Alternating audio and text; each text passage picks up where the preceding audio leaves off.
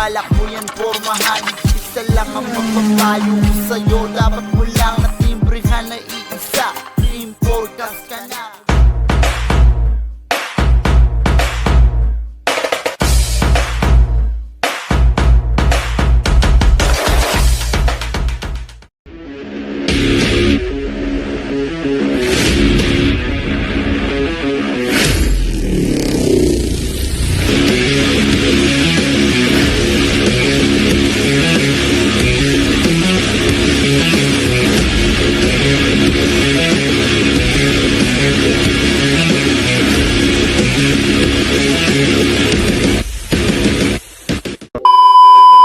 Good day mga porchop, meron tayo dito Mazda PT50 pickup. Gagawin natin SQ setup gagawin natin dito. Kapitan natin to ng deadening di sa likod, pintuan tigisa.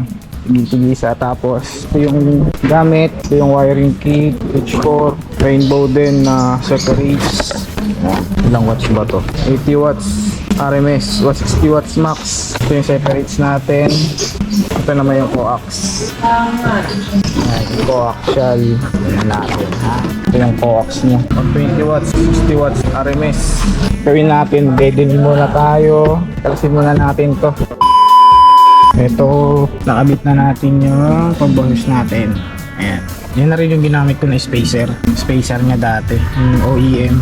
Pinornilyo lang natin yan, tapos nakapag-deadening na rin tayo. Isang sheet lang naman. Ayan, pinati na lang natin yan. Ito na rin yung tweeter natin. Ayan, binutasan ko lang yan. Tingnan natin. Ayan, binutasan lang natin yan. Okay na tayo dito sa kabilang pintuan. Doon naman tayo sa passenger side. Kabit na muna natin yung sidings. Ito, nakabit na natin yung sa passenger side. Nakapag-deadening pa rin tayo. Ayan. Tapos, pagkapang pala tayo dito ng isang wire para sa tweeter natin. Ganon din yung sa kabila. Kasi, ipo-full active natin to. Kakabitan natin ng DSP pala to. Ayan, kaya nagpagapang tayo ng isa. Tapos, ito, ipo-full active din natin yung speaker natin na to. Lagyan natin ng DSP to. Ayan, kabit naman natin yung sidings. Tapos, doon naman tayo sa kabila. Doon na lang. Sa kabila pintuan tayo. Sa likod naman, sa likod. Kapitan naman natin itong coaxial. Mamaya papakita ko sa inyo kung paano tayo magtono sa laptop. Ito, nakabit na natin yung isang coaxial dito sa passenger side. Doon naman tayo sa kabila. Lipat naman tayo ron. Nakabit na rin natin dito yung coaxial sa driver side. Ayun yung forma niya. Kapag-deadening na rin tayo dyan. Tapos salpak na lang natin yung sidings dito. Yun, nakapag-deadening na rin tayo dito sa likod. Yan natin nilagyan niya kasi dyan nilalagay natin yung dito natin nilalagay yung sub natin para iwas sa rattle din. Kaya dinedening na rin natin. So dalawa lang ginamit natin dito na Stiffy brand. Dalawa lang. Tapos magkalas na tayo ng radyo. Kalasin na natin yan. Kalasin na rin natin yung dalawang upuan na to para makapaglatag na tayo ng mga RCA, power supply. Diyan natin nilalagay yung mga natin, amplifier tsaka GSP kabilaan. Mamaya pakita ko sa inyo. Ito, dumating na pala yung gamit natin dito na DSP at tsaka mono. Ito nga pala yung rainbow natin na processor DSP. Yan natin laman. Socket. Ito.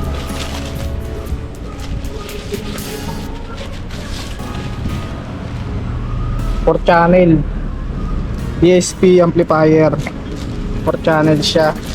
Tapos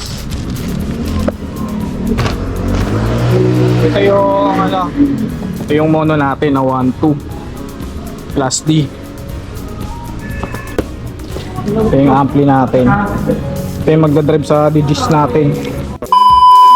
Ito, kalasin na muna natin yung panel nya, head unit. Papalitan pala natin ito ng 9-inch na Android. Pagkalas nyan, ito unahin itong panel na to, itong part na to. Tapos buo to, pull out. Laki pala nito.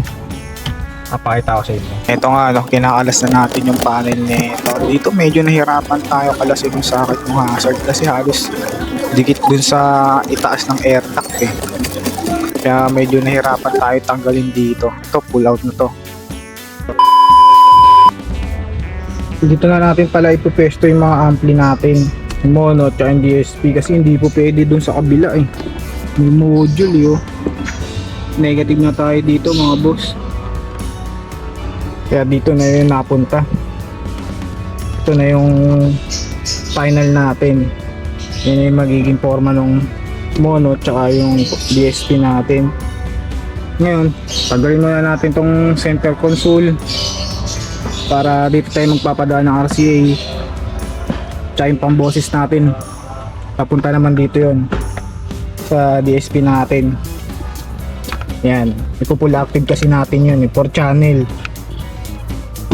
Ang mangyayari yung 1 tweeter, yung 2 tweeter, 3 yung boses natin do sa driver side, yung 4 boses din dito sa passenger side. Kaya 4 channel siya. Pero na magiging connection nito. Yan. DSP amplifier na kasi to. Tapos mono para sa digits natin. Gawin natin, kalasin muna natin yung console. Tapos pagapag na tayo ng power cable. Yun ko nga kung ano to. Gauge 4. Yun muna, pagapang muna tayo. Ito mga porchop, nakabit na natin yung mga wirings nya, yung DSP natin, yung monoblock natin. Tapos ito yung mga supply. Pinadaan ko na yan dyan sa gitna. Tapos mamaya lilinisin na lang natin. Tapos ito yung head unit natin, JBC 9 inches, Android, Apple CarPlay, Bluetooth, Wi-Fi, mirroring na rin. Ito yung mga specs niya. Ayan. Ngayon gawin natin, mag-wirings muna tayo ng head unit natin. Wiringan muna natin to. Mas mamaya magtutono na tayo. Tutonoin kasi natin to sa laptop na. Doon tayo magka-cut off. Doon tayo mag-a-adjust. Sa laptop tayo magtutono. Mamaya pakita ko sa inyo. Yun, dito nga totonohin na natin dito yung DSP natin. Yung likod, yun yung nakarekta sa radyo. Tapos yung harap natin yan yung naka-amplified. Ang setup pala nito sa DSP natin, yung 1 and 2 4000 Hz 24 dB. Yan, nakamute pa siya, nakamark pa siya ng red dyan. Tapos yung 1 and 2 na yun, nakalink na siya. Kung anong tinuno mo sa 1, ganun din yung magiging setup nung 2. Tapos yung 3 and 4 natin, yun yung ang cutoff pala natin doon ay 80 Hz tapos 24 dB rin. Ganun din siya. Nakalink yung setup natin doon. Kaya pala natin ginagamitan ng DSP. Syempre, gusto natin i-enhance yung sounds natin, yung ma-boost yung sounds natin. Ano ba ibig sabihin ng DSP? Ang DSP is digital signal processor na parang utak siya ng car audio natin. Kumbaga, meron tayong head unit, siya yung nagko-control at nagbo-boost ng audio natin. Sa bahay nga, 'di ba, meron tayong pesto na flat surface kasi 'yun. Pero sa sasakyan, ang mga pamboses natin nasa pintuan, nasa likod, nasa paanan, nasa dashboard o kahit saan pa. Ang DSP, ang ginagawa niya, pinag-iwa-hiwalay niya yung mid, bass at treble. Yan yung tinatawag na time alignment.